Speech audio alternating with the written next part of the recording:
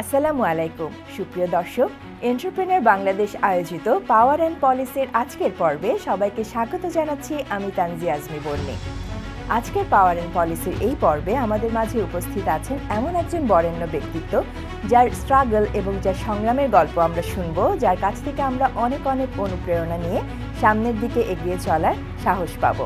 ভূমিকাটি বেশি দীর্ঘায়িত না করে চলুন আমরা পরিচিত হই আমাদের আজকের বিশেষ অতিথির সাথে। আমাদের সাথে আজ উপস্থিত আছেন বাংলাদেশ জুট মিলস অ্যাসোসিয়েশনের chairman Mohammad Abul Hossain sir. Sir আসসালামু আলাইকুম, কেমন আছেন? ওয়ালাইকুম আসসালাম, আলহামদুলিল্লাহ ভালো আছি। আপনি ভালো আছেন? Most welcome. স্যার অনেক ধন্যবাদ আপনার বিজি শিডিউলের মধ্য থেকে আমাদেরকে আপনার সময় দেওয়ার জন্য। স্যার প্রথমেই আমরা আপনার শৈশব সম্পর্কে একটু জানতে চাইবো। আপনার শুরুটা কোথায় হয়েছিল, আপনার পড়াশোনা, আপনার শৈশব কোথায় কেটেছিল, এগুলো যদি একটু বলতেন। আপনাকে প্রথমেই ধন্যবাদ। আজকে এটা এক কথায় বললে আমার শৈশব জীবনটা ছিল অত্যন্ত চমৎকার একটা জীবন। আমি ছাত্র জীবনও ভালো ছিলাম, আমার লেখাপড়ার মানও ছিল মানে উপরেই ছিল, একে থেকে দুয়ে কখনো হয়নি ছাত্র জীবন। তারপরে যে যখন আমরা শৈশব লেখাপড়া শেষ করলাম তখন আমি চিন্তা করলাম আমি আমার কিছু কর্মজীবন শুরু করব। তখনই আমার ওই অবস্থাতেই আমি প্রথমে থিঙ্ক করলাম যে আমি সেনাবাহিনীর তখনকার খুব সুনাম, এবং এখনও সেনাবাহিনীর সম্বন্ধে মানুষের কিছু মন্তব্য আমি করতে চাই না, তবে এখনও ভালোর দিকে। তখনকার সময় খুবই ভালো ছিল, যার জন্যে আমি সেনাবাহিনীতে যাওয়ার জন্য যোগদান করার জন্য সম্মত হই। অলরেডি আমি ওটা হয়ে গেছিলাম। আমার আম্মার একটু অমত থাকার কারণে ওইটা আমার আর করা হয়নি। আর ধরেন তারপরে থেকে আমাদের ফ্যামিলি বিজনেস, যেটা আমার জন্ম অন্তত আই থিঙ্ক ব্রিটিশ পিরিয়ড থেকে যদি আপনাকে বলি, আমার ফাদার বা গ্র্যান্ডফাদার ধরেন তার বাবা, এরা পাট পরিবার থেকে এসেছে। তখনকার যুগে আপনার বিভিন্ন বড় বড় ব্রিটিশ কোম্পানি যেমন রেল ব্রাদার্স, এটা উল্লেখ করতে হয়, আর অনেকেই আছে সময়ের অত বল্লভ করবো না, সেদের সাথে তারা ব্যবসা করতেন আমার পূর্বপুরুষরা।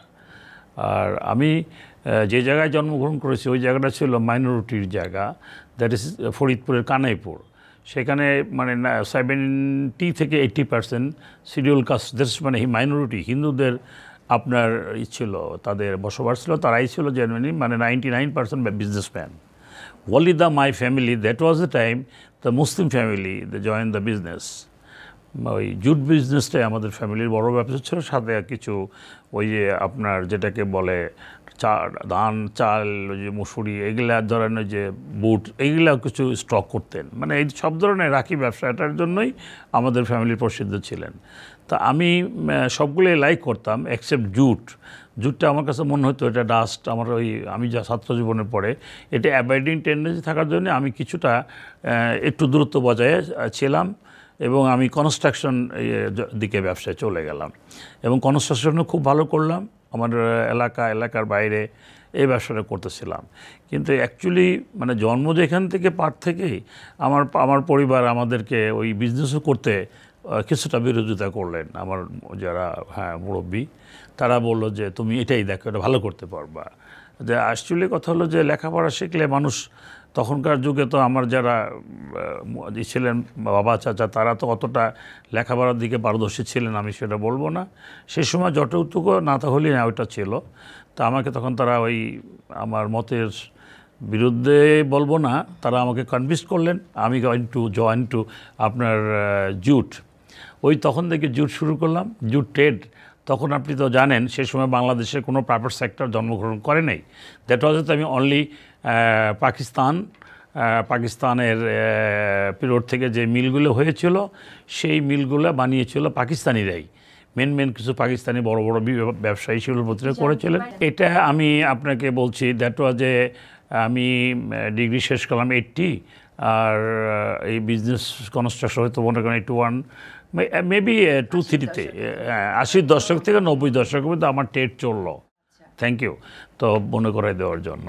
তা আমি এই দশকে ট্রেড আপনার করলাম, এবং ট্রেডে আমি খুব ভালো করলাম। বাংলাদেশে তখন মানুষের বিজনেস ছিল ঘরমুখী, কেউ আর চিটাগাং নারায়ণগঞ্জ আপনার দৌলতপুরে যেত না, কারণ ওখানে গেলে টাকা পয়সা মায়ের হয়ে যাবে, আসা যাওয়া কোনো সময় তত ব্যাংকও ছিল না, টাকা পয়সাগুলো হয়ে যাবে, হারিয়ে পলিয়ে যাবে, নিয়ে ছিনতাই হবে, এইসব কারণে মানুষ ঘরমুখী ব্যবসা করতেন।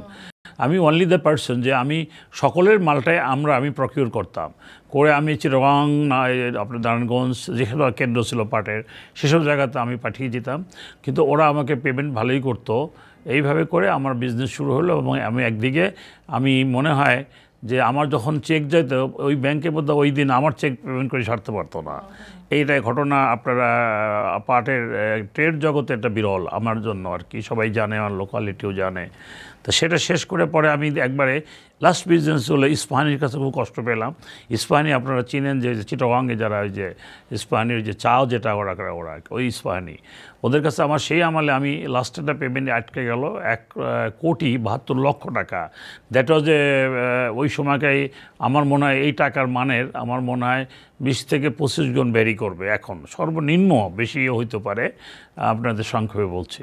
ওরা যখন টাকাটা দিতে খুবই আমাকে বিরক্ত করলো, দিল না। এখন আমি 12 অ্যাবাভ টাকা পাই, 12.5 উপরে বোধহয় পাওনা আছে, ওরা ওটা দিতে পারে না, ওদের মিলটির বন্ধ বিক্রি করে ফেলছে। যাই হোক, আমি তখন মনে চিন্তা করলাম যে যেহেতু আমাদের পাট পরিবার, তখন আমাদের এটা বোধহয় তখন আমলে কিছু প্রাইভেট সেক্টরে মিল দেওয়া শুরু হলো এই প্রথম। তা কিছু কিছু মিল হলো, যারা মানে আমাদের ফরিদপুরে তখন কামাল ইবনে ইউসুফ ছিলেন মন্ত্রী, ওনারা একটা মিল করলেন আমার এই এলাকায়। ওই মিলটাও আমার হাতে গড়া বলতে গেলে, আমি তাদের আত্মীয় খুবই ক্লোজ ছিলাম, লাইক ব্রাদার। আমার অত্যন্ত স্নেহ করতেন কামাল ইবনে ইউসুফ সাহেব। আমি বললাম উনি মিলটা করবেন ফরিদপুর ওনার জায়গায়, ওনার এলাকায়, ওনার জমিতে। আমি বললাম না, ইউ আর কমিটেড দ্যাট, আপনি এমপি হওয়ার সময় কথা দিয়েছেন কানাইপুরে করবেন। কানাইপুরে সবচেয়ে কিন্তু পাটের বড় একটা কেন্দ্র, যেখানে আপনার 20,000 লোকের সমাবেশ হয় প্রতি উইকলি, যখন যে ফ্রাইডে হাটটা হয়, আর সেখানে লক্ষ লক্ষ পাটও আমদানি হয় কৃষকের কাছ থেকে ডাইরেক্ট। সেই জায়গাতে উনি পরে আমার কথা রাখলেন যে হ্যাঁ, তুমি যখন বলছো আমরা মিলটা ফরিদপুরে কানাইপুরেই করব। ওনার বাইতুল্লাহ মানে ওনার জায়গা আছে শহরের মধ্যে, সেটা উনি করলেন না। এই জন্য ওনাকে আজকে উনি বেঁচে নাই, ওনাকে আপনাদের মাধ্যমে ধন্যবাদ জানাই, মাগফিরাত কামনা করি। তো উনি করার পরে তখন আমি মিলটা বানানোর পরে আমার একটা দারুণ অভিজ্ঞতা আমি অর্জন করলাম। আমি বললাম তো ভালোই তো, এখন তো পাট মানুষ আমাকে এদেরকে দেয়, আমিও তাদেরকে দেই। তা আমি তখন চিন্তা করলাম যে going to build a one mill. আমার ফ্যামিলি তো অনেক জায়গা, আমাদের ফ্যামিলি প্রায় 700 বিঘা জমি তখন বিভিন্ন জায়গাতে, অনেক বড় লট আকারে, বড় আকারে। তখন আমি চিন্তা করলাম তাহলে তো আমি একটা মিল করতে পারি। তখন চিন্তা করার পরে আমি লেখালেখি শুরু করলাম। আমাকে আপনি জানেন যে ইউকে থেকে মেশিনগুলোই তখন আসতেন, নাম ছিল জেমস মেকি অ্যান্ড সন্স। এটা কই ছিল, যিনি মেশিনগুলো সরবরাহ করতেন, ওনার নাম ছিল মিস্টার মেরি সাহেব। সংক্ষিপ্ত নামেই বলছি, অল্প সময়ের মধ্যে শেষ করি। মেরি সাহেব উনি আমাকে বললাম যে আমাকে তুমি কি হেল্প করতে পারো 1 ইয়ার্স মানে ডেফার্ড পেমেন্ট। আপনি জানেন যে একটা এলসি দিলে আপনি যদি 1 বছর পরে টাকা দেন, সেখানে আপনার সুবিধা, আবার ঋণ নিতে। আমি ঋণ পেলাম না তখন, ঋণ একটা ইজি ছিল না, আর আমি ঋণ একটু ভয়ও পেতাম। আমার ফ্যামিলি কোনো ঋণ ছিল না অতীতে, আমার আগের জেনারেশন, এরা টাকা অচল হলে ব্যাংকে জমা দিতেন না, এই টাইপের ছিল। দ্যাট তো পাকিস্তান অনেক টাকাই অচল হয়ে গেছে আমাদের। তো এখন এখন আমি একটা ওনাকে লিখলাম, উনি বললো যে ইটস এ নিউটনিটি সিস্টেম মিস্টার হোসেন, এটা তো করা যায় না। আমি তুমি আসো বাংলাদেশে, তোমাকে ইনভাইট করলাম, আমি কথা বলি। তো কথা বলে ওনাকে বুঝালাম যে তোমাকে এলসি দেবো, তুমি এখনই পেমেন্টটা পাচ্ছ, অথবা তুমি আমাকে দিতে পারবা না কেন, তোমার দেওয়া তো ভেরি ইজি।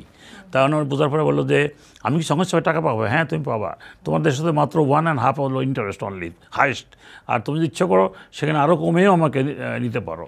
তা তুমি দরকার 1.5 মানে 1.5% টাকাটা তুমি পেমেন্ট হিসেবে যোগ করে নাও, 1 বছর পরে তোমার আবার ইন্টারেস্ট দিতে হবে, সেটাও আমি দিলাম। সে আমাকে মেশিন দিয়ে দিল। It is a first time of Bangladesh যে কোনো ইউকে মেশিন বাংলাদেশে এসেছে 360 ডেজ ডেপার্ট পেমেন্ট। এটাই আমার জীবনের প্রথম। আমার মিল হয়ে গেল, ওইটা দিয়েই আমি শুরু করলাম, উনি আমার মেশিন দিলেন। তারপরে আমার যখন মিল আস্তে আস্তে বড় হলো, আমি আফ্রিকাতে গিয়ে ওখানে একটা দেশ থেকে, আপনারা জানেন ওখানে একটা মুসলিম কান্ট্রি, এই মুহূর্তে নামটা বলতে পারছি না, যাই হোক আলজেরিয়া, আলজেরিয়া থেকে আমি ইনট্যাক একটা মিল কিনলাম, মুসলিম ফ্যামিলিদের মিল। ওরা কিন্তু মিল চালায়ও না, 8 ঘন্টা চালায় নাই। যাই দেখলাম ভেরি নিউ মেশিন। আমি ওদের টেন্ডার অ্যাটেন্ড করলাম, আমি টেন্ডারটা পেয়ে গেলাম। আমাকে হেল্প করলেন অনেকে, ওখানকার এক ব্যারিস্টার ডেলানো সব নাম ছিল, ওনাকে আমি 48,000 টাকা দিয়ে আমি নিয়োগ দিয়েছিলাম। $48,000, নট মানি, সে সময় $48 অনেক টাকা। মেশিন নিয়ে আসলাম, 40 ফিটের কন্টেনার নামলো মংলা পোর্টে। সেটা আমি একদিন রিলিজ করলাম। কাস্টম বলেছিল যে এই মেশিনগুলো নিউ, আপনি নিয়ে গেলেন ওল্ড দেখায়, এত তার মধ্যে অনেক কাস্টম ডিউটি মাইর হয়ে গেল। আমি know, all are machine is use. এইগুলো অনেক ঘটনা। আমার সংক্ষেপে বলি যে আমার জুট মিল হয়ে গেল। আপনাকে ম্যাডাম বলতে গেলে এটা সত্য যে একটা থেকে আমি ভালো করতে করতে মাত্র 8 টন প্রোডাকশন একটা মিল দাঁড়া করলাম প্রথম। সেই মেশিনটা যখন আমার হিসাব দিল আমাকে ব্যাংকক থেকে, একটা চুম্পে প্রদেশের নাম। এইভাবে করার পর আমার যখন প্রফিটে আমি দেখলাম খুবই ভালো করতেছি, তখন আমি ডে বাই ডে করতে করতে আমার এখন প্রিমিয়াম মধ্যে 3টে মিল হয়ে গেল। প্রথম মিলটা ছিল স্পেশাল ইয়ার্ন, পরের মিলটা ছিল আপনার নর্মাল ইয়ার্ন, লাস্ট মিলটা করলাম আমার কম্পোজিট ইয়ার্ন জুট মিল। এটা 3টে মিল হলো এই এক প্রিমিয়াসের মধ্যে প্রায় 200 বিঘা জায়গার উপরে এটা হয়ে গেল। পরে লাস্টে আমি গভর্নমেন্টের কাছ থেকে একটা মিল কিনলাম, এই যে আপনাদের নারায়ণগঞ্জ মনোহর জুট মিল, যেটা এখনও আমার ফয়সালা হয় নাই। আর 2টে মিল ফয়সালা ইতিমধ্যে হয়ে গেছে, সেটা হলো সাত্তার, আর একটা হলো আপনার ওই যে বাবা জুট মিল, জিন্না বাবা সাহেবের নামে পাকিস্তানিদের ছিল, ওটা সেটেল, ওটা অলরেডি আমি ঝামেলামুক্ত। তো আমার জীবনে দেশ দিয়ে অনেক মিল কিনেছি এবং জুট মিলে আমি মানে বড় সাফল্যতা এনেছি। আপনাকে বলবো যে আমরা যখন জুট মিল করলাম, যদি আমার সাফল্যতা বয়ে না আনতে পারতাম তাহলে কীভাবে একের অধিক এত মিল করলাম। এটা হলো আপনারা এটা আলোচনায় বা বিবেচনায় নেবেন। এটা মনে হয় আমার প্রথম জীবনের শুরুটা আপনারা পছন্দ করছেন কিনা জানেন, সংক্ষিপ্ত আকারে একটু বললাম। স্যার, সেই সময়ের পাট খাত আর 2025-এ এসে আজকের পাট খাত নিশ্চয়ই অনেক পরিবর্তন, যেহেতু আপনি একদম শুরু থেকে আসলে আমাদেরকে অনেকটা গল্প বলেছেন। কি পার্থক্য দেখছেন এবং নতুন প্রজন্মের কাছে আপনি কি তুলে ধরতে চান? অনেক অনেক ধন্যবাদ আপনাকে। ভেরি স্মার্ট কোশ্চেন করছেন মাই ডিয়ার সিস্টার। আমি চাই এইটাকে ক্লিয়ার করতে। প্রথম হলো সে সময় যদি মানে স্বর্ণযুগ বা গোল্ডেন ফাইবার্স যেটা বলতো তখনকার সময়, সেই গোল্ডেন ফাইবার এখন আর নাই।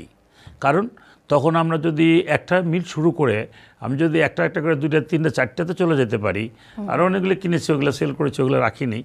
তবে এখন সেই সময়টা যদি আমার বিজনেস জুটের যদি ভালোই না হতো তাহলে আমাদের এর পক্ষে সম্ভব ছিল এটা করা। তাহলে সেই সময়টাকে আমি বলবো গোল্ডেন ফাইবার ও বাংলাদেশ, স্বর্ণালী আঁশের দেশ, স্বর্ণের দেশ এবং প্রথম অর্থকারী ফসলের মানে যেটা অর্থের ফসল ছিল 1 নম্বর, সেই কালাকার দেশ। কিন্তু আমাদের দুঃখজনক হলো সত্য যে এইটা আমরা যখন এই 25-এ আসলাম, 25 কথা আপনি বলেছেন, আপনাকে আমি একটু পিছাই দিই। কারণ আমি যদি এই 18 সালটা যোগ করি, 18 সাল পর্যন্ত আমাদের যুদ্ধ চলতেছিল যে আমরা পাটকে কৃষি করবই। 2010 সালে তখনকার মাননীয় প্রধানমন্ত্রী এটাকে করলেন। করার পরে কিন্তু এটা বাস্তবায়ন না করতে করতে আমরা লেগেছিলাম, আমার জেনারেশনের যারা দায়িত্বে ছিলেন তারা লেগেছিল, কিন্তু ওটা করতে পারেননি। লাস্টে 18 সালে যখন এটাকে পরিপূর্ণ করার জন্য আবারও গেজেট রূপে এটাকে প্রকাশ করা হলো কৃষি মন্ত্রণালয়ের মাধ্যম দিয়ে, যে পাট বাংলাদেশের কৃষকের সম্পদ এবং প্রায় 4 থেকে 5 কোটি কৃষক এদেশে জড়িত আছে, এবং সেক্ষেত্রে কৃষকের এটাকে কৃষিপণ্য হিসেবে কেন ডিক্লেয়ার হবে না, ওটা গেজেট করে দিয়ে ডিক্লেয়ার হয়ে গেলো। কিন্তু বাট দিস গভর্নমেন্ট সেই সময়কালে, সেই গভর্নমেন্ট ক্ষমতা থাকাকালে কিছু ব্রোকেট, আপনি ডোন্ট মাইন্ড, মানে যারা ডিপ্লোমেট, ভালো কথা বলে ডিপ্লোমেট, একটা ইন্টেলিজেন্টকে আপনি ক্রিমিনাল বলতে পারেন, কারণ ইন্টেলিজেন্স যদি তার ভালোর দিকে চালায় সে ইন্টেলিজেন্ট, আর ওই লোকটা যদি খারাপের দিকে কিছু চিন্তা ভাবনা করে সেই লোক ইন্টেলিজেন্ট বাট ক্রিমিনাল। এরকম ক্রিমিনালি করে আমাদেরকে কি করলো, ওই গেজেট হওয়ার পরও আমাদের এটাকে যুগকে বাস্তবায়ন করলেও না, মানে গেজেট হওয়ার বাস্তবায়ন করলাম, যেখানে মিনিস্ট্রি ফাইন্যান্স রাজি, সারা গভর্নমেন্ট রাজি, রাষ্ট্রপ্রধান রাজি এবং বাংলাদেশ ব্যাংকের গভর্নর সাহেব পর্যন্ত রাজি। সেখানে গভর্নর সাহেবের নামও বলতে পারি, আপনি একটু প্রথম গেলাম না।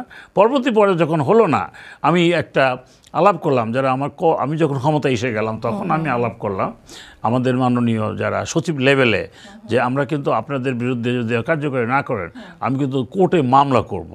ওনারা হাসি দিলেন, কারণ মামলা করে কী করবেন করেন।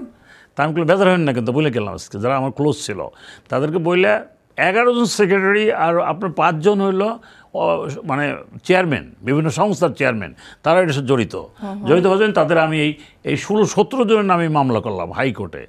দেখেন, আমার মনে হয় একটা সাধারণ মানুষ হিসেবে আমি যদিও মনে করেন সেক্টরের দায়িত্ব হিসেবে আমার অসংখ্য জনবল, অসংখ্য বাংলাদেশের মানুষ আমার সাথে ছিল, বা আপনাদের মতো যারা মিডিয়া তারা আমার সাথে আমার এই সেক্টরকে তারা প্রাধান্য দিয়ে আসছে, যার জন্য আমি মামলা করতে সমর্থ হলাম এবং মামলাতে আমি রায়ও পেলাম। কিন্তু পরবর্তী এই রায় কার্যকরী করতে পারলো না, কী কারণে সেটা আমি এখানে বলতে বাধ্য নই, তবু একটু হালকা বলি। ইন্টারন্যাশনাল এবং ন্যাশনালি দুই জায়গায় দায়ী ছিল কম বেশি।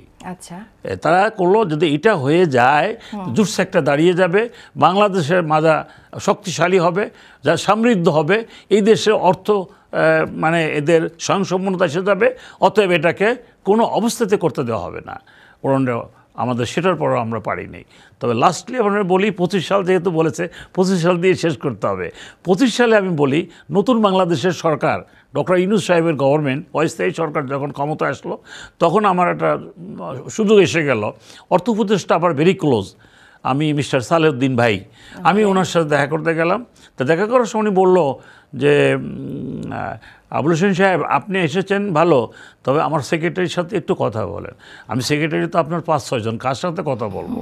ব্যাংকিং সেক্রেটারি যে নীতি বিভাগ দেখে ওর সাথে কথা বলেন। তখন ওই সময় কিন্তু আমাদের কঠিন লোকটা ছিল যিনি এনবিআরের চেয়ারম্যান আব্দুর রহমান সাহেব তখন ছিলেন ওই ব্যাংকিং সেক্টরের মানে সচিব হিসেবে দায়িত্ব। ওনারে বললাম, উনি অনেস্ট উনি জিনিসটা বুঝলেন, উনি ওগুলো পাঠাই দিলেন। পাঠাই দেওয়ার পরে আবার ওরা দেখবেন হলো মানে সচিবদের মধ্যে প্রধান যিনি, ওনার উপরে হলো খায়রুজ্জামান যিনি এখনও আছে, উনি আছেন। উনি খায়রুজ্জামান সাহেবের কাছে গেলাম, ফাইল একদম ভাই এই অবস্থা। উনি আমার খুব পছন্দ করেন, যে কোনো কারণেই এটা তো বলবো না, ব্যাপার ভালো করি, মানুষ ভালো জানে, সেটা তো সৌভাগ্য, আল্লাহর রহমত। লাস্টলি আমারে ওই ফাইল সালাউদ্দিন ভাইয়ের সাথে চলে গেল। সালাউদ্দিন ভাই করলেন কি করলেন, পাটকে কৃষি করার ব্যাপারে উনি মত দিলেন, হ্যাঁ পাট কৃষিপণ্য হতে পারে।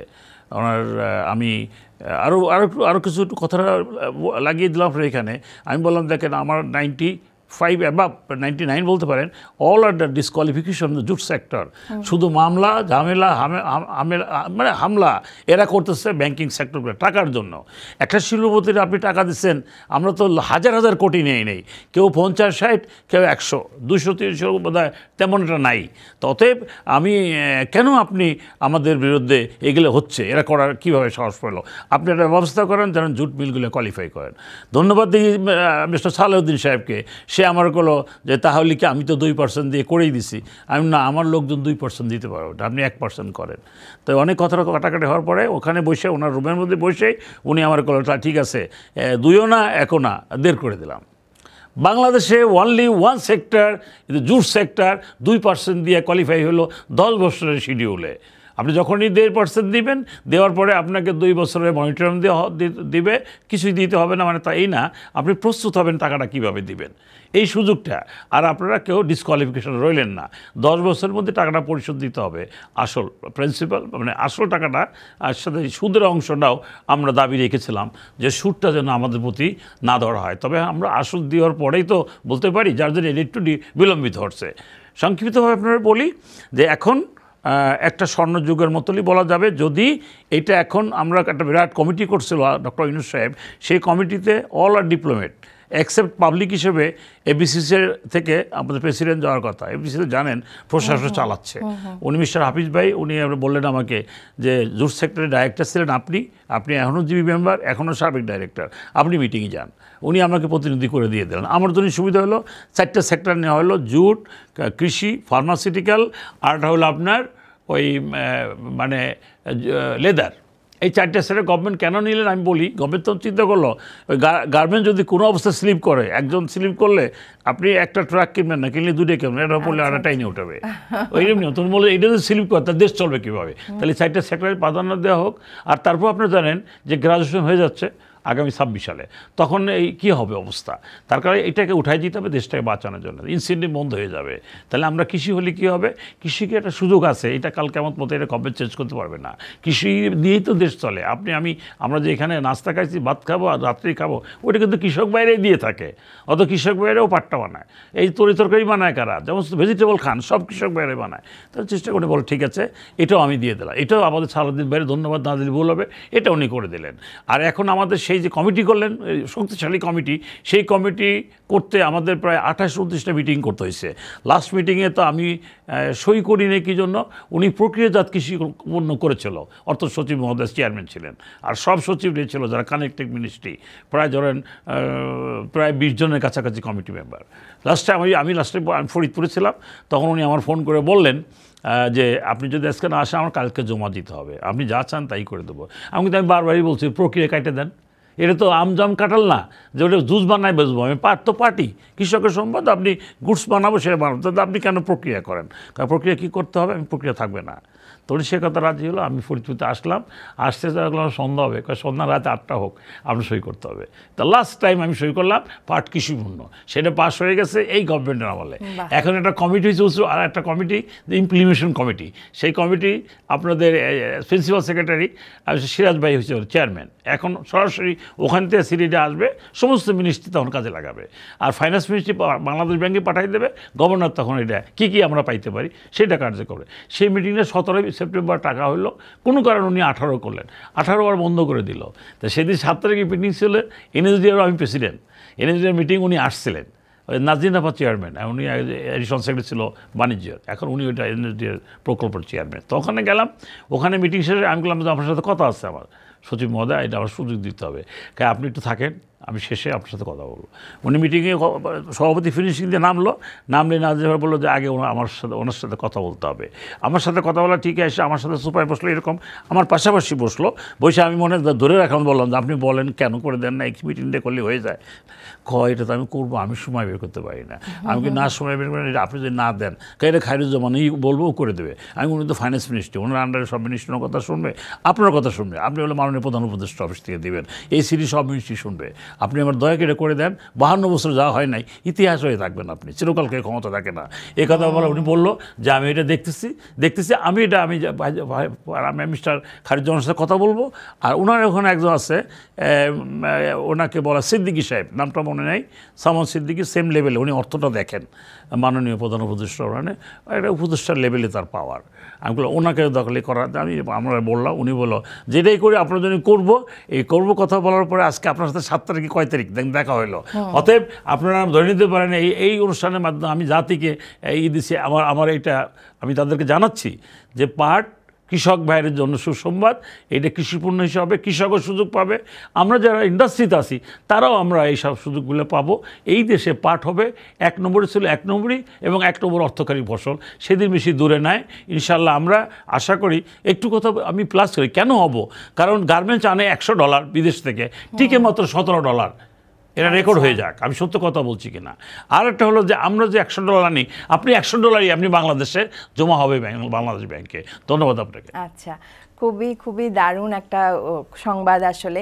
তবে আমার কোয়েশ্চেনটা হচ্ছে আসলে আপনি যেটা বললেন যে গোল্ডেন ফাইবার অফ বাংলাদেশ, আমরাও আসলে বইয়ে পুস্তকে এভাবেই পড়ে আসছি ছোটকাল থেকে, কিন্তু এখনকার প্রজন্মের কাছে বা আপনাদের পরবর্তী যে প্রজন্মটা, আমাদের পরের যে প্রজন্মটা, তাদের কাছে পাট খাতকে কীভাবে আসলে আকর্ষণীয় করে তোলা যায় যেন ওরা এই খাতে আসলে নিজেদের সময় ইনভেস্ট করে, টাকা ইনভেস্ট করে, যেভাবে আপনারা একদম জন্মের পর থেকে আপনার ইমোশনটা আসলে ওখানে জড়িত, বাট আমাদের কাছে অনেকের কাছে এটা আসলে একদমই পাঠ্যপুস্তকে রয়ে গেছে।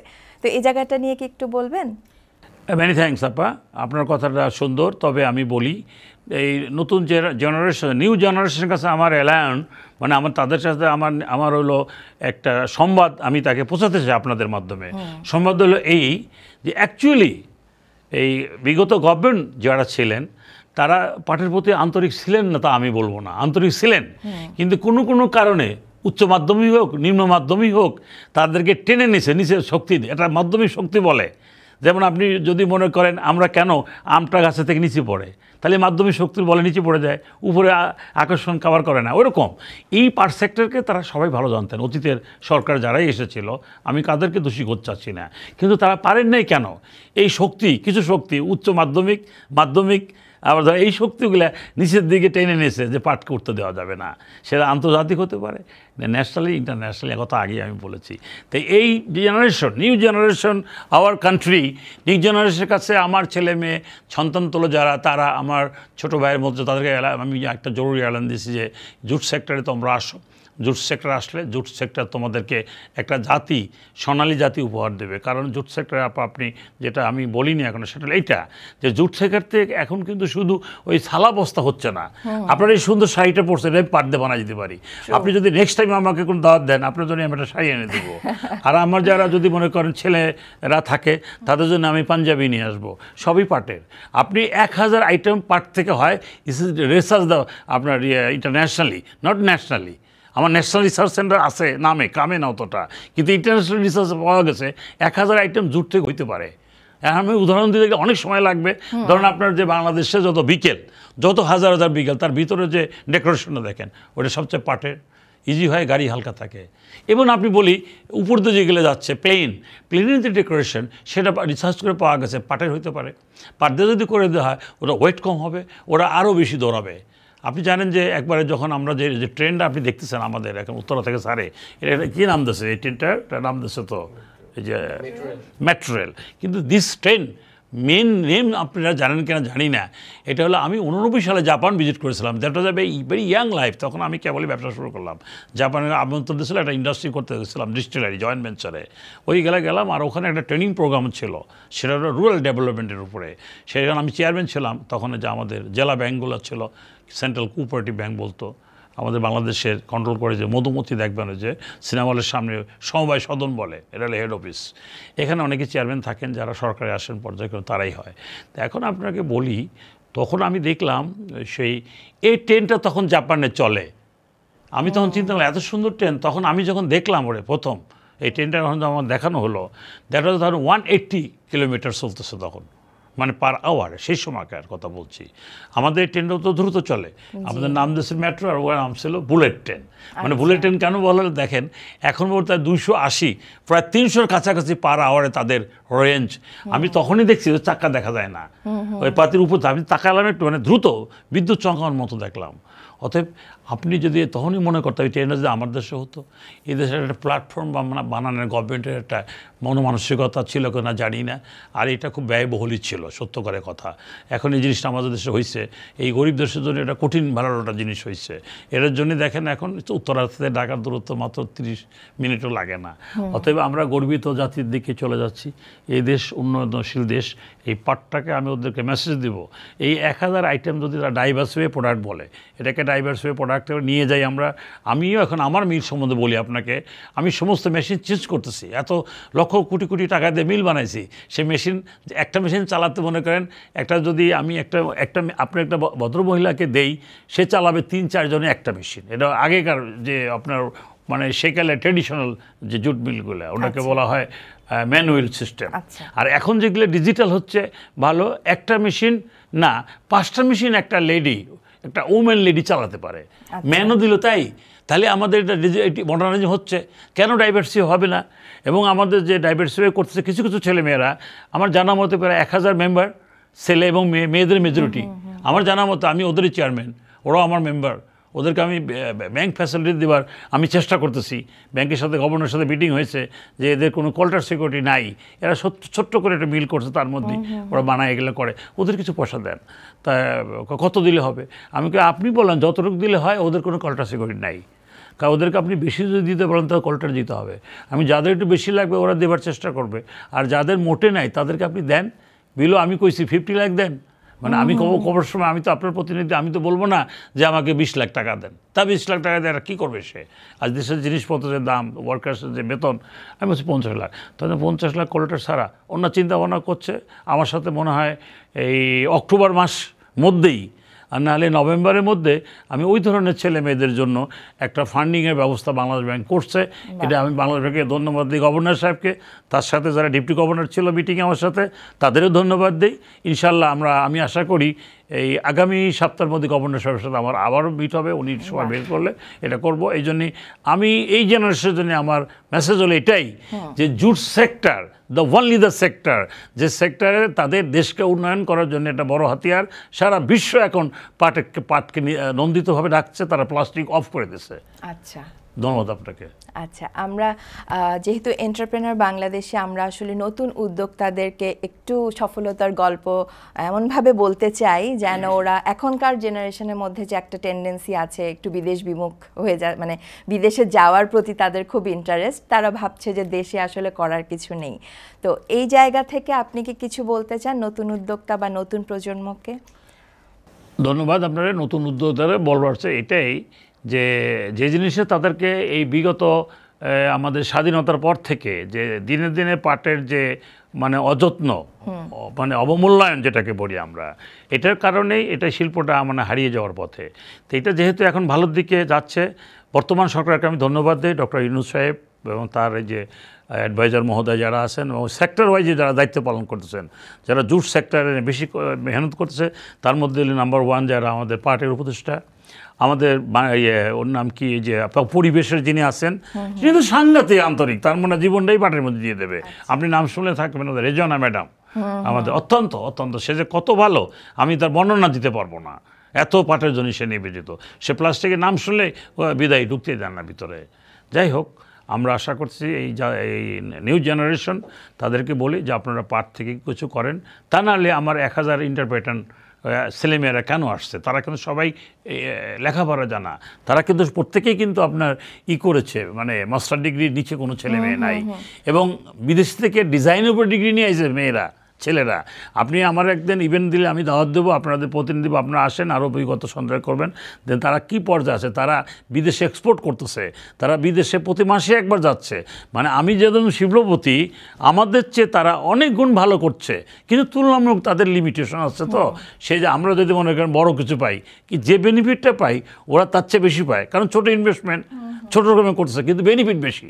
কিন্তু আমরা ইদানি হয়েছে কি, মানে আমি যখন জন্মগ্রহণ করেছি বা আমার পূর্বপুরুষরা, এরা ছিল সওদাগর, পাটের বিজনেস যারা করতো তাদেরকে বলা হয়তো নাম্বার 1 জমিদার ফ্যামিলি।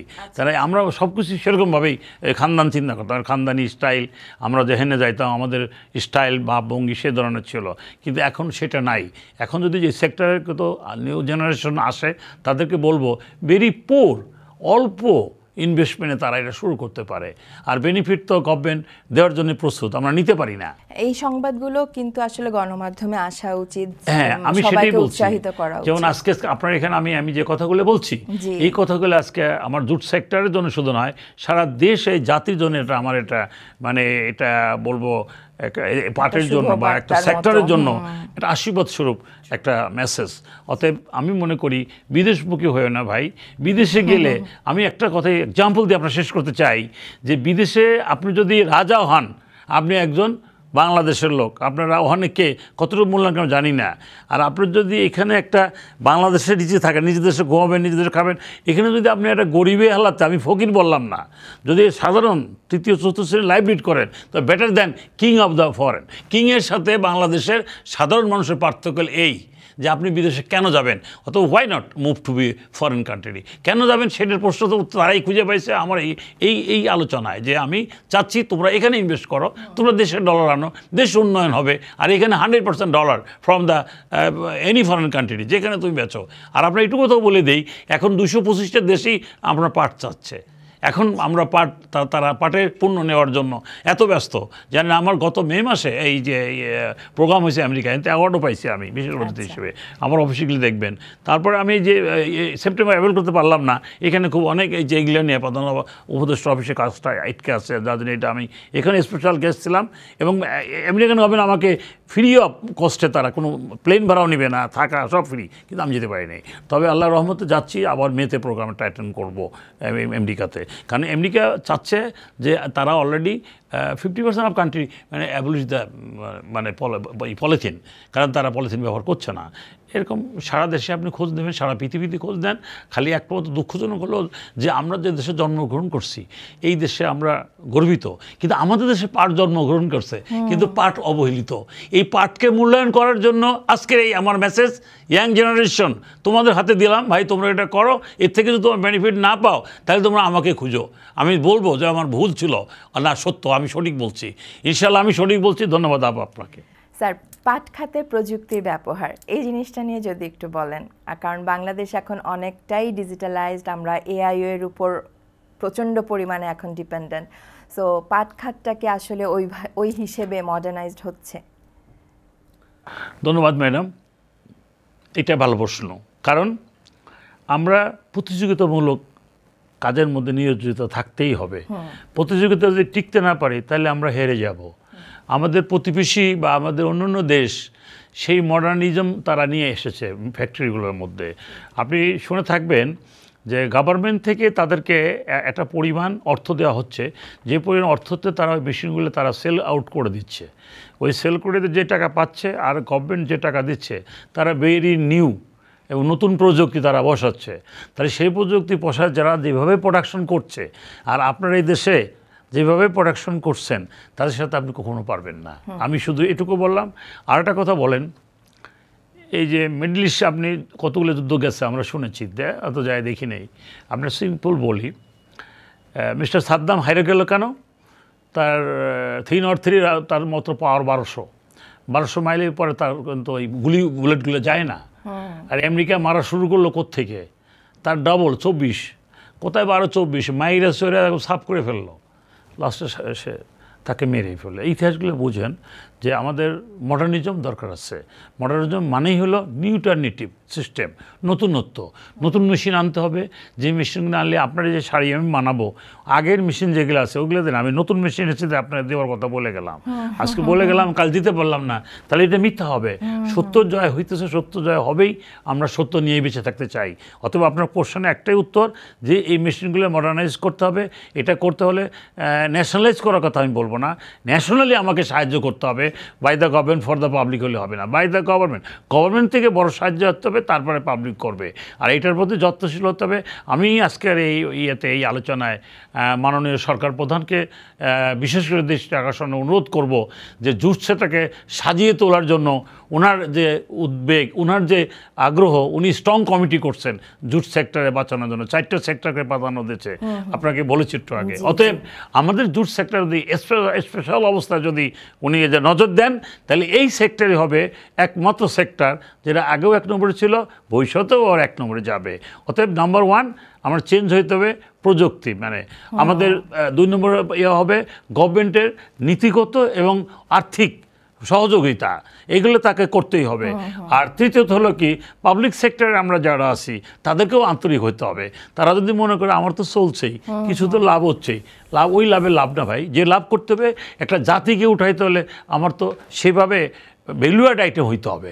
আমি যদি আপনাকে সিম্পল বুঝাবেন, আপনি 1 মণ পাট আপনার দেশে হয়, আপনি যদি এক্সপোর্ট করে দেন পাটটা, $1000 পাবেন। এটা যদি আপনি মনে করেন কালকে সুতা বানায় বেছেন, এটা আপনি 1500-2000 পাবেন। একই পাট, কিন্তু 1 টনের কথাই বলছে, আপনি টন ধরবেন। সেকেন্ডলি যদি এটা থেকে আপনি ডিজিটাল পদ্ধতিতে ডাইভার্সিফাই প্রোডাক্ট করেন, তাহলে আপনি 3000 পাবেন। তারপরে যদি আপনি এটাকে কি বলে যে পাট থেকে আপনাকে বলা হলো যে সবচেয়ে মানে যত রকমের স্পেশালিটিস আছে সমস্ত কিছু দিয়ে সুন্দর করে এটাকে বানিয়ে দিলেন, বিভিন্ন গুডসে পরিণত হয়ে গেল। যেমন আপনার শাড়ি বানাই দিলাম, তো এইটাতে পাবেন আপনি $4000। তাহলে যে পাটটা আপনার দেশের পাট, আপনি এই বলে করলে আপনি 4 গুণ পেতে পারেন। আমি এটা বোঝাতে চাচ্ছি। তাহলে কেন আপনি পাট এক্সপোর্ট করবেন? এখন এই আমার বক্তব্য যদি এটা আপনারা টিভি চ্যানেল বা আপনার যে পত্রপত্রিকায় দেন, আমার যারা জুট সেক্টরে যারা অতীতে আমরাও জুট বিক্রি করছি, আমি কিন্তু জুট সেক্টরে কাঁচা পাটের এখনও কিন্তু বিজিএর মেম্বার, আমিও মেম্বার। আমার একটা কোম্পানি ওখানে আছে, কিন্তু নট অ্যাক্টিভ, আমরা করি না এটা, আমরা নিজেরা ব্যবসা করি। ততএব আপনাকে বলতেছি যে এটা আমার সে সেক্টরের চেয়ারম্যান সাহেব যখন আমার বক্তব্য শুনবে, ও দৌড়ায় চলে আসবে, ও অ্যাডভাইজার সাহেবের কাছে আমার বিরুদ্ধে কইতে পারে, তাতে আমার কিছু আসা যায় না।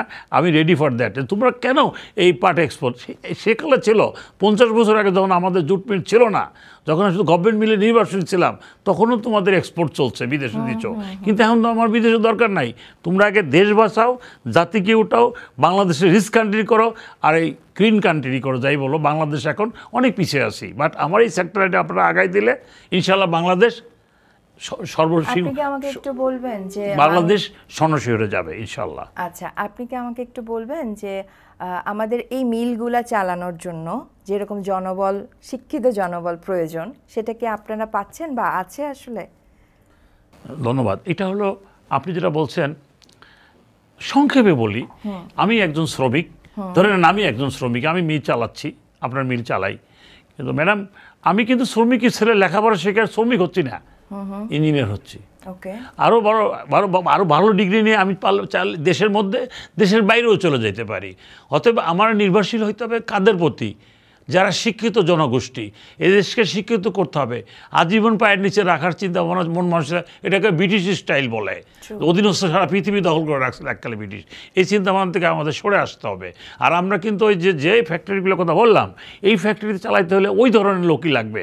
তো সেই ধরনের লোক নিয়ে আমরা ইন্ডাস্ট্রি চালাতে এদেশে লাভবান হতে পারবো না। আর আমাদের যে কথা আপনি বললেন যে ওই শ্রমিকগুলো আমরা পাবো না, ওটা কমে গেছে। কারণ বললাম যে উনি বয়স হয়ে গেছে, ওনার ছেলে এখন ইঞ্জিনিয়ার হয়েছে, তা আপনার শ্রমিক কে দেবে? এখন আমি ওই ইঞ্জিনিয়ার ছেলেটা কীভাবে কাজে লাগাবো, সেই মডার্নিজমে আমার মিল বানাতে হবে। এবং সেই মডার্নিজমে আমার রাখতে হবে। আমারটা ধরেন, আমার মিল কিন্তু আগে 5200, মানে কি 5200, 3 শিফট গুনেন, 1700 করে 8 ঘন্টা শিফট, 3 17 51, তাহলে রিজার্ভ 100, 52 জন লোক দিয়ে ওই ফ্যাক্টরি চলছে, near about 100 ton production daily. কিন্তু এখন ওই ফ্যাক্টরিটাই আমি বানাবো 50% লেস না, 1/3, দ্যাট ইজ মানে 3 ভাগের 1 ভাগ বানাবো, মেবি 25-30 টন বানাবো। তাতে আমার প্রফিট হবে ওটার চেয়ে 3 গুণ বেশি। কারণ আমি এটাতে ওই প্রোডাকশন বানাবো যেটা মডার্নিজম, যেটার মধ্যে মানুষের এখন ভ্যালুয়ার্ড আইটেম, যারা পার্থক্যগুলো হতে পারে, একটু আগে যেটা বলেছি সেটাই। অতএব আমার এখন শিক্ষিত জনগোষ্ঠীকে কাজে লাগাইতে হবে। ওখানে আমার তো লোক বেশি লাগবে না। যে আমি এখন যদি আমি যে লোকগুলো দিয়ে কাজ করছি, মনে করেন 5000কে এখন মনে করেন 1000-এর নিচে আনতে হবে। এবং সেই চিন্তা করলে কী হবে, আমরা আমাদের লোকগুলো পাবো কারা? কোয়ালিফাইড ছেলেপেলে, ইঞ্জিনিয়ারদের আনতে হবে। ওরা আসলে ওই শ্রমিক বিক্ষোভও থাকবে না, এবং কাজের মানও ঘুরে যাবে, এবং উন্নত থেকে আরও আমরা উন্নত হব। এর মধ্যে কোনো সন্দেহ নাই। আপনাকে ধন্যবাদ।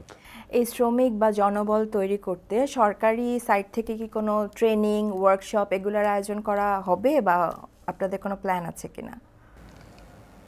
আপনাকে অসংখ্য ধন্যবাদ। এটার জন্য আমি এই যে বললাম না এনএসডিএ মানে কি, এনএসডিএ যে প্রকল্পটা করছে বাংলাদেশ সরকার প্রধান, ওনার হেডেড, ওখানে আমরা 17টা সেক্টর আছি। আমি জুট সেক্টরের প্রেসিডেন্ট, এরকম আরও সেক্টর, আপনি প্রেসিডেন্ট, এরকম আরও 16 জন আছে। আমাদের ওই প্রোগ্রামটা এটাই, স্কিল ওয়ার্কার্স তো ডেভেলপ করা। আমাদের দেশে এখন জুট মিলগুলোতে যে ওয়ার্কার্সগুলো আছে এখনও অ্যাবাভ 50% আনস্কিল, র হ্যান্ড, এরকম ঘরেতে ধরে আনা হচ্ছে। হ্যাঁ, যেমন আগে যখন লেখাপড়া মানুষ করতো না, মানুষ স্কুল করে ছাত্র পাইতো না, ঘরে যাইতো, বাচ্চা ছেলে আসে না স্কুলে দেন, কথা পায় না, খুঁজে স্কুলের মানে এমনকি স্কুল যে কজন লোকই পাস হবে ওই কজন লোকই হয় না। তখন কী করবে, তখন শেষ পর্যন্ত শিক্ষক যারা হয়েছিল তারা বিপদে পড়ে যায়, এত 25 জন বা 30 জন নাহলে তো ফাঁসি করা যাবে না। যখন কম পড়ে, এরপর কি আপনাদের বাসায় কি সন্তান সম্ভাবনা কোনো মহিলা আছে? তাহলে ওই নামটা লিখে নিয়ে যাই। আমি আপনাকে বুঝাইতে পারছি? দ্যাট ইজ, আমি যেটা বলতেছি সেটা হলো এই যে আমার এখন ওই জগতে যেতে হবে। কারণ যেটা আমি পাইতেছি না, যেমন ধরুন আমি স্কুল বানাইতে পারছি না, আমার লোকের হবে, আমি ওয়ার্কার্স অভাবে মিল চালাতে পারছি না, কারণ আমার তো স্কিল ওয়ার্কার নাই, সবই র হ্যান্ড, ঘর থেকে ধরে আনতে হয় ওই স্কুল বানানোর মতো। আমি কি বুঝতে পারছেন? ফর এক্সাম্পল দিয়েছি আমি। এখন আমাদের শুধু যারা কোয়ালিফাইড, যারা মোটামুটি লেখাপড়া শিখে একটা ভালো স্টেজে চলে গেছে, ইঞ্জিনিয়ার বা বড় ধরনের বিচক্ষণতা, মানে এটা ম্যানেজমেন্ট পড়া ছেলে পেলে, এগুলোর দিয়ে এই মিল কারখানা চালাতে হবে। তারা বিদেশমুখী হবে না, তাদের বেতন হবে এটা ওয়ার্কার্স থেকে অন্তত 10 থেকে 15 গুণ বেশি। তা আমার বেশি হলে কি, আমার লোকও তো কম লাগবে। আপনার দেখেন কোথায় 5000 আর কোথায় বিলো 1000, তাইলে আপনার বুঝবেন যে দেশ উন্নয়ন হবে। আর আমি ভ্যালুয়ার্ড আইটেম, ওতে আমার লাভ হবে আরও 3 গুণ বেশি। তাইলে আমি কেন জুট মিলকে মানে আমরা ট্রেনিং প্রোগ্রাম করব না? আপনার প্রশ্ন ট্রেনিং প্রোগ্রাম শোনেন, আমার এডিবিরও আমি প্রেসিডেন্ট, ওখানে এডিবি ট্রেনিং প্রোগ্রামে টাকা দিচ্ছে, যা টাকা লাগাচ্ছে সব এডিবি দিচ্ছে। মিডিয়া টু কি, ফিনান্স মিনিস্ট্রি, আমার খায়রুজ্জামান সাহেব হলো ডিরেক্টর, আমি প্রেসিডেন্ট, ওনার মাধ্যমে টাকা যাচ্ছে। এটা আমরা ট্রেনিং প্রোগ্রাম পেয়ে গেছে 30 সাল পর্যন্ত, জুট মিলকে উন্নত করতে। সেকেন্ডলি দেখেন আপনার বিজনেস প্রমোশন, ওরাও আপনার ট্রেনিং প্রোগ্রাম। তারপরে এডির উপরে অল বেঙ্গল ওদের ট্রেনিংয়ের প্রোগ্রাম।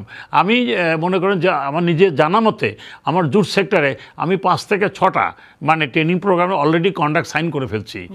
রিসেন্টলি বোধহয় এর সাথে করলাম আপনার ওই যে ওইটাকে কী বলে, ইউরোপিয়ান কান্ট্রির মধ্যেই পরে বোধহয়, হ্যাঁ, ওটাকে আপনার আর কি ওই সুইজারল্যান্ডের ওরাও আমাদেরকে ট্রেনিংয়ে বসা দেবে, লেটেস্ট সর্বশেষ। ওখানে শি ইজ লেডি, আপনার মতো ভদ্রমহিলা, উনি কান্ট্রি ডিরেক্টর। আমার সাথে সই হয়েছে, আপনি যদি রেকর্ড চান তাও আপনাকে পাঠিয়ে দেবো, কারণ ওটাও আমরা তো ধরেন ওটা ধরলি 7 পয়েন্টে আমরা ওয়ার্কার্সদের স্কিল করার জন্য, ডেভেলপ করার জন্য, তাদেরকে নিজেদেরকে মনে করার সমস্ত খরচ বেয়ার করবে ফরেন গভর্নমেন্ট। কারণ তারা ওখানে কাজ করবে মাসের বেতন কমপক্ষে 15 থেকে 20,000 টাকা, তার একটা খরচ দিতে হবে। একবার দুপুরে ট্রেনিং করে সারাদিন খাবার দিতে হবে, এবং তারপরে তাদেরকে স্কিল করে এবং চাকরির নিশ্চয়তা দিতে হবে। চাকরির নিশ্চয়তা আমরাই, আমার লোক দরকার, আমার তো ট্রেনার লোক নাই। আপনার মিল আছে, এই ধরেন আপনার মিল আছে, এরকম আমি বাংলাদেশের যত লোক আছে প্রত্যেকেরই মিল আমাদের লোকের ক্রাইসিস, লোকের অভাব। যদি ওই সিস্টেমে আপনি এটাকে উঠাইতে পারেন, আপনার লোকের অভাব থাকবে না, আর দেশ স্বনির্ভরতার দিকে এগিয়ে যাবে। এবং আপনি ভ্যালুড আইটেম করে আপনি আমাকে এখানে ডাকছেন, আমি সেই সময় কব যে আজকে না করে 7 দিন পরে একটা প্রোগ্রাম করেন, দেখি আসতে পারি কিনা, কারণ আমার তো প্রচুর কাজ থাকবে, তখন আমার ইনকাম থাকবে, সেক্ষেত্রে আপনিও সময় পাবেন না। আপনি দেখবেন যে আমার তো শনিবার হয়ে যাচ্ছে। আপনারা এই সব প্রোগ্রামগুলো যে করতেছেন, এই জন্য আপনাদের ধন্যবাদ। এবং আমাদের এই পাঠ আগামীতে যারাই থাকুক তারা পাঠে আসবেই, আমি নো ডাউট তারা না এসে পারবে না, সেই অবস্থায় এই জুটকে আমরা নিয়ে যাচ্ছি ইনশাআল্লাহ। ধন্যবাদ। বাংলাদেশের পাঠ কতটা জনপ্রিয় এবং আমাদের কম্পিটিটর কান্ট্রি আসলে কারা, এবং আমরা যদি পাটও যদি আমরা এক্সপোর্ট করতে চাই, সেক্ষেত্রে আমাদের বাজারটা কীরকম, সব মিলিয়ে যদি একটু বলতেন। ধন্যবাদ আপনাকে। আমি কাঁচা পাটের বিরোধিতা একটু আগেই করেছি। আমি কাঁচা পাট এক্সপোর্ট করার পক্ষে না, এবং যদি এক্সপোর্ট করার পক্ষে অতটুকু আসি, নিজের দেশের চাহিদা পূরণ করার পরে যদি কিছু থাকে তাহলে আপনি এক্সপোর্ট করতে পারেন।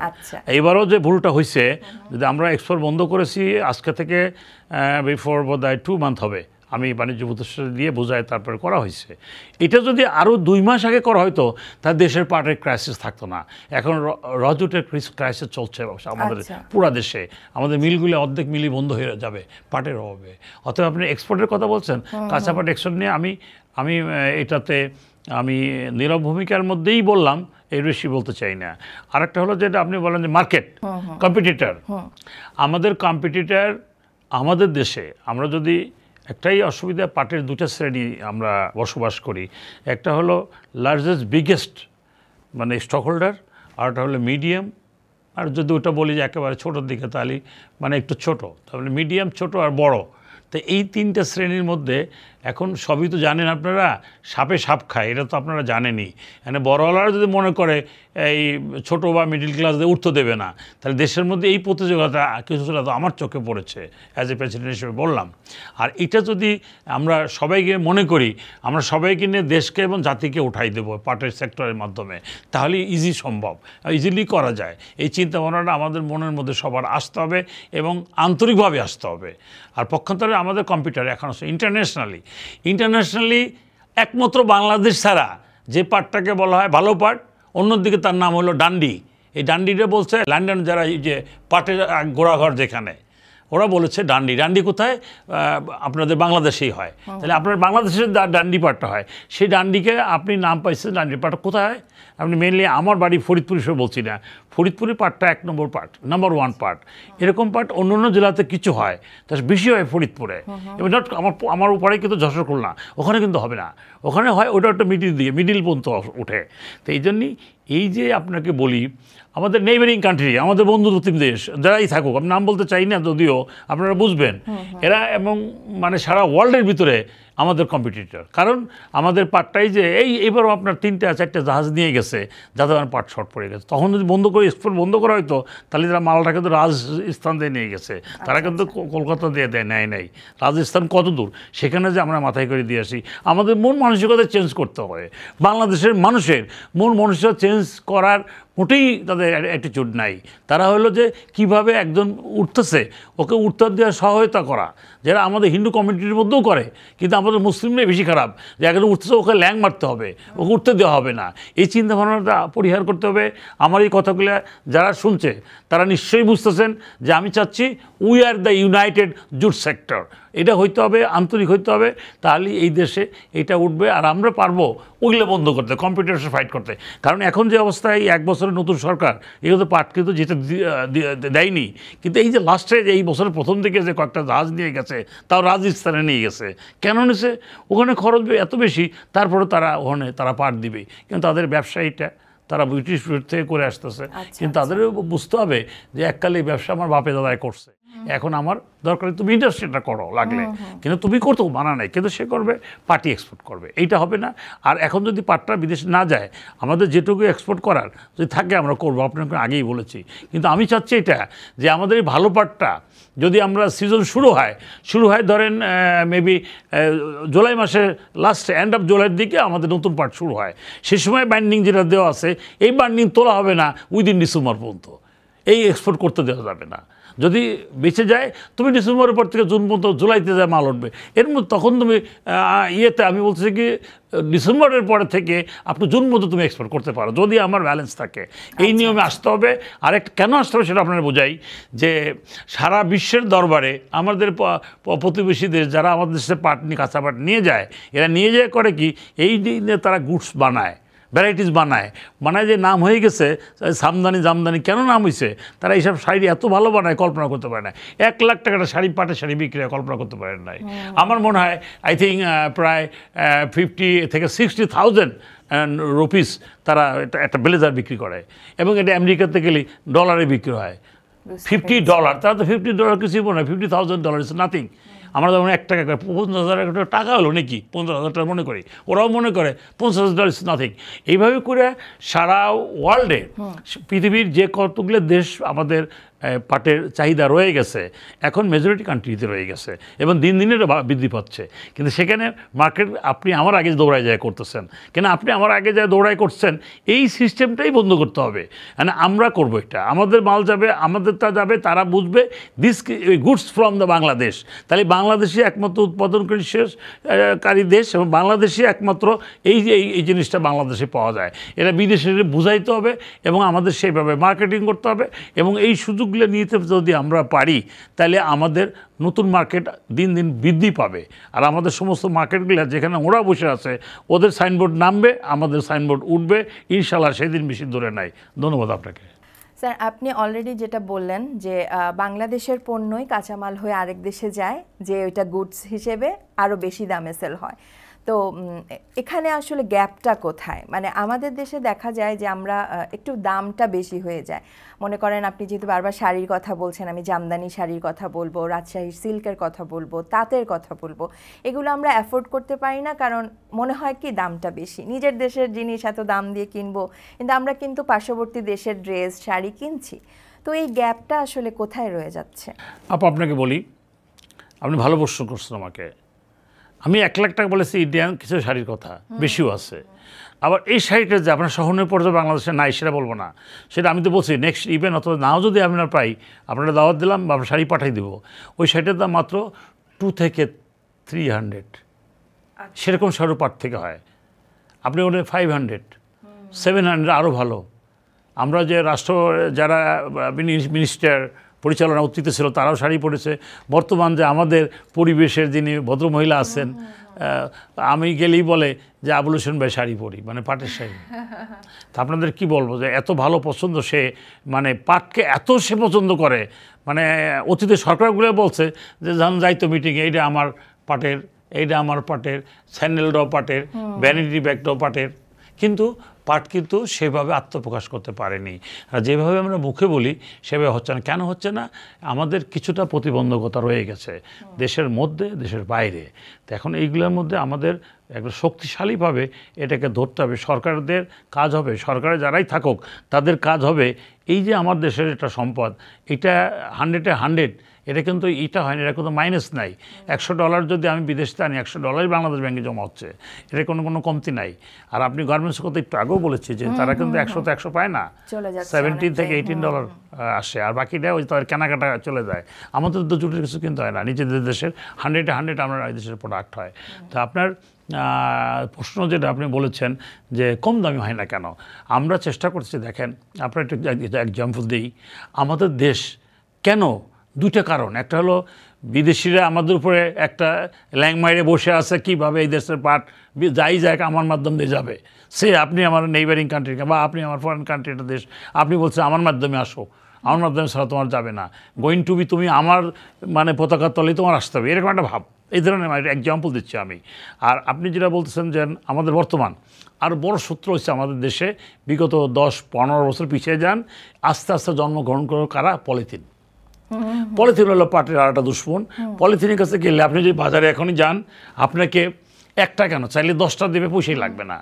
তা আপনার একটা পাটের ব্যাগ নিতে গেলে আপনার কমপক্ষে সেখানে একটা পাটের ব্যাগ আপনাকে তো কম হলেও 20-30 টাকা খরচ হবে, কিন্তু আপনারা 20 টাকা 30 টাকা, আপনি যদি 100 টাকায় তো একটা ব্যাগ কিনেন, এই ব্যাগটা ইউজ করতে পারবেন কতবার? প্রায় 6 মাস, 1 বছর। কারণ আমি দেখেছি আমরা ছোটোবেলা ওই ব্যাগ নিয়ে সবার পিছনে পিছনে বাজার করতে গিয়েছি। আমি নিজেও ছোটোবেলা আমি সালোয়ার ব্যাগ দেখেছি, তখন আমি খুবই ছোটো, মেরি boyhood life, I was a student of primary level. যাই হোক, আমি মুরব্বীদের সাথে গেছি, এই ব্যাগ আমরা করতে গিয়ে ব্যাগগুলো বাজার টাজার ঢেলে রাখার পর ওটা সুন্দর করে ধুয়ে আবার রোদে শুকাইতো, পরের দিন সুন্দর ব্যাগটা নিয়ে যাচ্ছি। তাহলে আপনি কিনলেন 100 টাকায় দেয়া, যদি ব্যবহার করতে পারেন আপনি মানে 200 দিন, 1 বছর আর বললাম না, তাহলে দাম বললে মাত্র 8 আনা। কিন্তু আপনারা ওটা চিন্তা করবেন না, ওটা চিন্তা না করার মধ্যে পলিথিনের ব্যাগ ফ্রি পাচ্ছি। কিন্তু আমি একটা এক্সাম্পল দিয়ে আপনার শেষ করি আমার কথা। আমি এই আলোচনায় বসছিলাম পরিবেশের আপার সাথে মিটিং, তো রেজনা ম্যাডাম বলতেছে আমি নদী সংস্কার করব। তা আমি ফার্স্ট করে বলেছি আমার নদীর তো বড়টা হলো ধানমন্ডির পাশে বুড়িগঙ্গা, এইটা করে না পা কেন? না এটা করা যাবে না। আমি কেন করা যাবে না?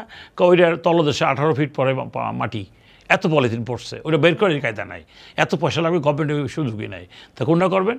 আপাতত একটু ইয়ে করি, ওই যে শীতলক্ষা অতটা হয়নি, শীতলক্ষাটা আগে সে সংস্কার করবে, তার চিন্তা ভাবনা বুঝাইলো। তাই দেখেন, একটা পলিথিনের জন্য আপনি মনে করেন আপনারা মায়ের জাত, আপনাদের কিছু কিছু যারা শ্রেণী লোক আছে আমরা, তাদের বাচ্চারা যে দুধ সেবন করাবেন তার মধ্যে পলিথিন, মাথার মগজে পলিথিন, সব জায়গার মধ্যে পলিথিন আকর্ষণ করছে। আপনি কীভাবে বাঁচবেন? অতএব দেশকে, এই জাতিকে আমরা এটা যদি বাঁচাতে চাই, আমরা এই গরিব দেশ বলে 1 বছর পরে আপনি বড় লোকের দেশ হয়ে যাবেন। অ্যাকচুয়ালি এটার মধ্যে শুভঙ্করে কিছু ফাঁকফোকর আছে, আমরা কিন্তু সেই অবস্থা যেতে আরও সময়ের দরকার। আমরা সেভাবে চেষ্টা করছি, আমাদের এবিসি সাহেব বলেন, বিজিএম বলেন, আমরা ব্যবসায়ীরা চেষ্টা করছি আরও টাইম বাড়ানোর জন্য। কারণ এই মুহূর্তে যদি আমাদেরকে বলা হয় আমরা বড়লোকের দেশ, ধনী দেশ, এটা সহজভাবে ব্যবসায়ীরা স্টাবল করতে পারবো না, আমরা এটা সহজভাবে নিয়ে গ্রহণ করতে পারবো না, কাভার করতে পারবো না, যাতে কী হবে? ব্যবসা হ্যাম্পার হবে। এই কথাগুলো আমি আজকে বলে গেলাম এই কারণেই, কারণ দেশটাকে উঠাতে হলে ব্যবসায়ীদের শক্তিশালী করতে হবে। ব্যবসায়ীদের যদি আপনি উঠাতে না পারেন, ব্যবসায়ী যদি মনে করেন ব্যবসা ভালো না করতে পারে, আপনি এখান থেকে বেরে আমার সাথে বেরে যাবেন, একটু খোলা নাই, একটু ব্যাংকে যাবেন, ব্যাংকে বলবেন কেমন আছে, ব্যাংক বলবে যে আপনি একজন ব্যবসায়ী, আপনি কেমন আছেন? আমি তো ভালো নাই, ব্যবসায়ী ভালো নাই, ব্যাংক ভালো নাই, দ্যাট ইজ দেশে পয়সা নাই। আপনি সেই কারণে আমি বলতেছি যে আপনার এই যেটা আপনি বললেন যে এই প্রত্যেকটা জিনিসের পিছনে অনেকগুলো রিজন কাজ করতেছে, সেই রিজনগুলোকে আমাদের সম্পূর্ণ মেনে নিতে হবে, দেশের সরকারকে আগায় আসতে হবে, এবং সাথে সাথে আমরা ব্যবসায়ীরা তাদের সক্রিয় সহযোগিতা করব। আমাদের মনোভাব চেঞ্জ করতে হবে। ব্যবসায়ী যে ধোয়া তুলসী পাতা তা না, আমাদের মধ্যে এক শ্রেণী আছে ওই সাপে সাপ খায়, শাইনি সাপ বলে নামে বোধ হয়, ও কিন্তু সাপাটালি খাই ফেলাই দেয়, কেন? ও হলো রাজা। তা আমাদের মধ্যে সবাই যদি রাজা, তাহলে পূজা হবে কেটা? বাংলাদেশের মানুষের মন হইতে হবে এদের স্বাধীনতা পেয়েছি, আবার এত কষ্ট করে যে আমাদের মানে তরুণ জনতা বা তার ছাত্র জনতা এই যে আন্দোলনে যে বাংলাদেশ হলো, আমাদের দেশটাকে তো একদম হাফ ছেড়ে আমি তার থেকে আল্লাহ বাঁচাইতেছে। 17 বছর একভাবে চলতেছে, নিয়ম নাই, কানুন নাই, যে যেমন পারতে চালাচ্ছে, যে যেমন পারছে মারতেছে, খাইতেছে। আপনি জানেন, আমি জাপান বিদ্রোহের সময় জাপানিজরা বলছিল একটা কথা, আপনারা বলে শেষ করে যাই, যে mister Hossain, you are the Bangladeshi. Good. প্রথমত আমার বলছে ইউ কাম ফ্রম ইন্ডিয়া। আমি খুব রাগ হয়ে গেছিলাম। আমি বললাম যে আমি ইন্ডিয়া কেন? আমি কাম ফ্রম বাংলাদেশ। তোরা তো বাংলাদেশ 3 বার উচ্চারণ করাইছি, 3 বারই বাংলাদেশ বলে। আমি কি এগেন বাংলাদেশ জোরে কইছি, বাংলাদেশ ওরে বলাই ছাড়ছিলাম আমি। সে আমার একটা খুব লাভলি কোঅর্ডিনেটর ছিল, কয়েকজন কোঅর্ডিনেটর আমার একটা প্রোগ্রাম ছিল জাপানে, তার সেখানে আমি কাম ফ্রম বাংলাদেশ এ কথা বলে লাস্টে ও আমি যখন চলে আসি দেশে ফিরে 38 দিন ভিজিট করছি ওদের পুরা দেশ। অনেক হিস্টোরিটা বললে লম্বা হবে, ওটা বলবো না। তবে আমি যা দেখছি ওরা যে বড় লোক কীভাবে হলো, সাপ বিচ্ছু ব্যাং গাছের পাতাও খেয়ে ফেলছিল এই যে দ্বিতীয় বিশ্বযুদ্ধের পরে, সেই দেশ কীভাবে উঠলো, আপনি এটাই আপনারা বলছেন কীভাবে উঠলো তারা, আজকে তাদের রিসপেন্ড হলো কীভাবে। আমারও সে বললো যে mister Hossain, you are the two problem is your main problem, two problem আমাকে এক্সপ্লেন করো, প্লিজ এক্সপ্লেন টু প্রবলেম কি? One your honesty and your sincerity. You are the nation in the Bangladesh, topmost nation. তোমরা topmost rich country in the world, you are Bangladesh. But এই two পোর্শনকে বাদ দিতে হবে, honesty আর sincerity. বলেন আমরা ব্যক্তি কি, আমি প্রশ্ন করি, আমরা সিনসিয়ার অনেস্ট হতে পারতেছি কতটুকু? সেখানে আমাদের সম্মিলিত প্রচেষ্টার দরকার। আজকে এই 94 বছর বয়সে মিস্টার মাহাতির মোহাম্মদ, মালয়েশিয়ার ওরা কারিগর বলা হয়, সেই দেশ কীভাবে উনি আবার ওনার দলের বিরুদ্ধে গিয়েও আবার প্রাইম মিনিস্টার হলো? এটাই হলো সততা। আজকে আমাদের দেশ থেকে কারো পলাতে হতো না, আমাদের দেশ, আমরা আমার দেশে থাকবো। আমি আমার কি দেশকে বিক্রি করে ফেলেছি নাকি? আমার দেশ, আমি থাকবো, কিন্তু আমি কাজ করতে হবে। আমি যদি কাজ করি ভালো, আমি আমাকে মূল্যায়ন ভালো পাবে। মানুষ এখন ভয় পায় রাজনীতি করতে, যে কবে আবার আমারও ধরে, কবে আমার বিপদ হয়। আর বিপদ হবে কেন? তুমি সিনসিয়ার থাকো, তোমাকে মানা হয়েছে রাজা, তুমি রাজার মতো থাকো, তুমি প্রজার মতো থাকো কেন? তোমার নিচের দিকে চোখ যাবে কেন? তুমি চিন্তা করা ওগুলোর কেমনে উঠান যায়। আমি অনেক কিছু বললাম, সরি। আপনি আমার যা কথা বুঝছেন যে আমি চাই যে একটাই সেক্টর আমার না, এই যতগুলো সেক্টর বাংলাদেশে আছে প্রত্যেকটা সেক্টরকে উঠাইতে হবে। যেমন আমি বিজেপির প্রেসিডেন্ট তা না, আমি আমাদের অটো ব্রিক্স, যে ব্রিক্সটা হলো মানে বাংলাদেশে আপনার পরিবেশ মুক্ত, মানে পরিবেশের কোনো ক্ষতিই করে না, কিন্তু আমরা মনে যে এনে অসংখ্য গড়ে উঠছে, ধরেন 12 থেকে 13 হাজার হলো বাংলা, আর ইংরেজি আমরা মাত্র 1-200। আমার কথা কেউ শোনে না। এই 18 কোটি মানুষে আমাকে 1% জানে না যে এনভায়রনমেন্টের পক্ষের ইন্ডাস্ট্রি অটোমেটিক্স। ওইটারও কিছু কথা বলে গেলাম। এগুলো প্রত্যেকটা সেক্টর আমাদেরকে দাঁড়িয়ে যেতে হবে। শুধু গার্মেন্টস ভালো হয়েছে তা না, গার্মেন্টস 16 বছর পিছনে যান, খুরকেসি, কেচি, মানে কেচি, সুই সুতা, এই ছিল, আর কিছু ছিল না। তাদের কন্ট্রিবিউশন কী ছিল? তারা আজকে টপ ইয়ে উঠছে। আমি ধন্যবাদ জানাই তাদেরকে যে তারা উঠছে, তাদের যোগ্যতা আছে। কিন্তু আমাদের উঠতে হবে সবাইকে। আমাদের উঠার পিছনে ষড়যন্ত্র চলছে, যে আন্তর্জাতিকভাবে, দেশীয়ভাবে। আমি সরকার প্রধানকে আবারও ডক্টর সাহেব আমি তার দৃষ্টি আকর্ষণ করে বলবো, আমাদেরকে বাঁচান। এই দেশকে, এই জাতিকে আপনার বড় হাতিয়ার এই 4টা সেক্টর আপনি প্রাধান্য দিচ্ছেন। বিশেষ করে জুটের 1 নম্বরে ছিল, 1 নম্বরে আনার জন্য বিনীত অনুরোধ রেখে আমার বক্তব্য শেষ করছি। ধন্যবাদ আপা। আমরা প্রায় অনুষ্ঠানের শেষ পর্যায়ে চলে এসেছি স্যার। আমরা অনেক কিছু জানলাম আপনার কাছ থেকে, তবে এত দূর আসার পর আপনার কি মনে হয় যে কোনো আফসোস রয়ে গেছে, আপনার জীবনের কোনো আফসোস রয়ে গেছে, বা গল্পটা এমন না হয়ে এমনও হতে পারতো? এটা আপা আপনার এই প্রশ্নটা খুবই ক্রিটিক্যাল কোশ্চেন। তাই এখন প্রশ্ন হলো কি, শোনেন, মানুষের আবেগ অনুভূতি কাজ করে বিভিন্নভাবে। আমি আমার আবেগ অনুভূতি একরকমভাবে প্রকাশ করব, আপনি আপনার আবেগ অনুভূতি আপনার মতো করে প্রকাশ করবেন। তো শোনেন, আমার বাংলাদেশের প্রতি আমার আবেগ অনুভূতি খুব ভালো, চমৎকার, স্মার্ট। এই দেশটা দিন দিনই উন্নতশীল হবে, আর এই দেশটা সবার উপরে উঠে যেত। একটু আগে আমি জাপানের ঘটনা বলছি যে তোমরাই হতে পারতে রিচ কান্ট্রি, যদি 2টা জিনিস তোমরা বাদ দাও। তা আমাদের কথাই একটাই, আমার আফসোসটা এখানে যে বাংলাদেশের সরকারে যারা আসবে ও আগামীতে তাদের প্রতি, এবং যারা যখন থাকবে তাদের প্রতি আপনারা নিজেরা এই দেশটাকে উঠাই দেন। আপনারা উঠাইতে পারেন। এর সাথে আরও কথা যোগ করতে হয়, ওইটা আমি করব না, কারণ আমি যেটা বুঝি যে আমি ভালো, জগৎ ভালো। আমি যদি ভালো হই, আমার সারা দেশটাকে আমি ভালো চোখে দেখব। আর আমি যদি খারাপ হই, দেশটাকে, যে আমি একটু আগেই বলছি যে ইন্টেলিজেন্টরা কি কারা, ইন্টেলিজেন্ট 2 রকমেরই হতে পারে। তো ওরকম আমরা চাই যে এমন ইন্টেলিজেন্ট দেশে পয়দা হোক যারা দেশটাকেই শুধু ভালোবাসে, তারা অন্য কিছু ভালোবাসে না, অন্য কিছু দরকার। আমারও মন আছে, আমারও চাহিদা আছে, আমারও খিদে আছে। তবে একটা জিনিস আছে কাপা, ইমবার্গো ওখানেই দিয়ে দেয় যে আমি কোন স্টেজে আসি, আমি সরকারে আসি, আমি কি করে আমি নিচে নামবো, কি করে আমি এটা খারাপ কাজ করবো। এই জিনিসগুলো আমাদের মধ্যে আসতে হবে। এইগুলোর মধ্যে মনে করেন আমার কিছু ছোট্ট একটা দুঃখ আছে। এটা আমি আপনাকে বললাম যে দুঃখ বললেন কোনটা? দুঃখ হলো এটুকু, যেটা বাঙালি জাতি হিসেবে আমরা জন্মগ্রহণ করেছি, পৃথিবী আমাদেরকে চিনে, বাঙালি একটা জাতি আছে, বড় একটা মানচিত্র, তার মধ্যে ছোট্ট একটা দেশ আছে, সেটা বাংলাদেশ। বাংলাদেশের পৃথিবী আমাকে চিনে এবং আমাদেরকে মূল্যায়ন করে। এখনও পৃথিবী সবাই বড় বড় দেশ তাকিয়ে আছে বাংলাদেশের দেখে, যে বাংলাদেশ শীঘ্রই উঠে যাবে। না উঠে যাওয়ার যে কী হয়, সেন্ট মার্টিন দাও, চিটাগাং পোর্ট দাও, এটা করো, সেটা করো, আপনারা শুনে থাকবেন। কিন্তু আমি তা বলছি না। আমাদের যা আছে এটা নিয়ে যদি আমরা আমরা চিন্তা করি, এটাকে আমরা সিনসিয়ারভাবে লালন পালন করতে চাই, তাহলে আপনি, আমি, এই দেশবাসী, প্রতিটি মানুষের যে স্বপ্ন, যে আকাঙ্ক্ষা, তারা কেউ গরিব থাকার কথা না, তারা গরিব থাকবে না। গরিব জাতি আমরা না, বাঙালি নবাবের জাতি, বাঙালি নবাবই করে গেছে, ইতিহাস আছে, বাঙালি সওদাগরের জাতি। তা আমি পাট পরিবারের একটা লোক, আমার বাপ দাদা গ্র্যান্ডফাদার সবাই এই সওদাগর থেকে জন্মগ্রহণ করেছে। আমরা তো একবারই বলেছি যে মুসলমানরা ব্যবসায়ী না, কিন্তু এখন কিন্তু অসংখ্য মুসলমান ব্যবসায়ী হয়ে গেছে স্বাধীনের পর থেকে, আগে তেমন ছিল না। অতএব আমরা চাই এই দেশটাকে একটা সুন্দর দেশ উপহার দেই। দিস কান্ট্রি, জাপানিজরা বলেছে তোমরা রিচ কান্ট্রি হতে পারো, ওয়ার্ল্ডের মধ্যে সেরা ধনী দেশ হতে পারো। তাদের সাথে আমি সুর মিলাই বলছি যে আমরা এককালে এইটা সোনার দেশ হতে পারে, সোনার বাংলা বলেন আর সোনার দেশ বলেন আর সবুজ শ্যামলি যেটাই বলেন, আমরা হতে পারি। একমাত্র আমাদের দুটো জিনিস করলেই আমরা পারবো। দুটো জিনিস আপনাকে আমি বলেছি, অনেস্টি অ্যান্ড সিনসিয়ারিটি, এটা আমার মধ্যে থাকতে হবে, সবার মধ্যে থাকতে হবে। সবাইকে আহ্বান জানিয়ে আমি আজকে আপনার কাছ থেকে বিদায় নিতে চাচ্ছি। ধন্যবাদ আপনাকে। স্যার, অসংখ্য ধন্যবাদ আপনাকে আমাদেরকে সময় দেবার জন্য। আপনার বিজি শিডিউল থেকে আমাদেরকে অনেক মূল্যবান কথা আপনি বলেছেন। আশা করি আগামী প্রজন্ম অনেক উৎসাহিত হবে আপনার এইসব গল্পে। ধন্যবাদ স্যার।